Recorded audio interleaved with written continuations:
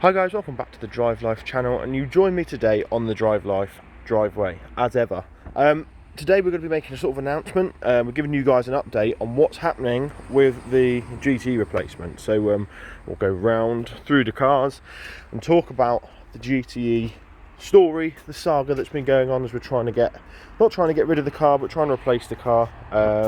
Its lease is up and it's time to get a new one. 2020 has been a bit odd, as I've mentioned in a previous video, when I sort of revealed the plans, and it's just delayed everything. This car was due to be changed in September. It didn't happen due to the fact that the cars we wanted to buy were all sort of not in production due to COVID-19 and everything like that.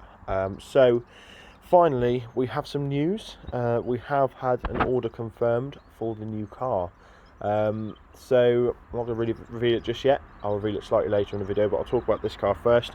Obviously we got it on the 1st of September 2017, and it's been a good car since. We've had a few reliability issues. It's the Volkswagen Golf GTE Advanced Mark 7.5. It's actually the first one in the country, which is quite cool in this spec. Obviously the first Mark 7.5s came out for the 67 plate, so yeah, it was quite a nice car for the period, really. It still is a nice car, but there are certain things that are just sort of showing their age now. Little basics like the alloys here, as you can see, they're corroding, things like that, which you wouldn't expect on a 3-year-old car.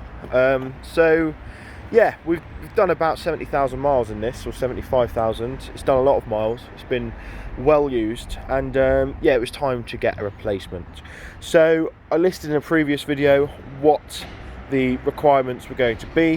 Had to be hybrid due to the company car tax, and basically had to be reasonably practical. We have Bob the dog, who's our rescue pointer.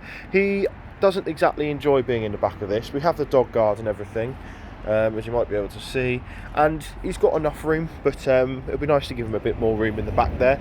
So we've gone for something a lot more practical, and I put a poll out to see what you guys thought, and it's pretty much the car that you guys said, to be honest.